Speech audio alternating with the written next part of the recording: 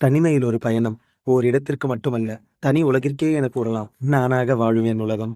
வாசல் இல்லாத வீதிகளில் விழிக்காத கண்கள் போல புதுசா பார்க்கிற அனைத்து காட்சிகளும் புதியதொரு எண்ணெய் என் கண்கள் காண்கிறது. சுற்றுலா என சொன்னால் அது புகைப்படம் மட்டுமல்ல, அது ஒரு உணர்வு, ஒரு பாதையை கடக்கிற மனநிலை, ஒரு கதையை சொல்லுற தனிமை. ஒரே ஒரு பை, ஒரே ஒரு வழி, ஆனால் எண்ணிக்கையே இல்லாத நினைவுகள். சிலருக்கு இது விளையாட்டு, ஆனா எனக்கோ இது வாழ்க்கை பயணம்.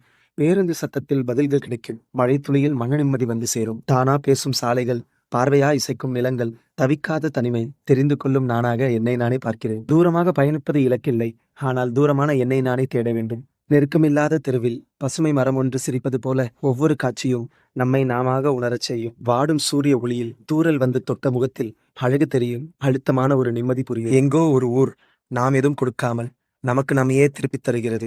அதுவே பயணம். இலக்கு என்னவென்றறியாது பயணிக்கிறேன். என்னுடன் நீங்களும் வாருங்கள்.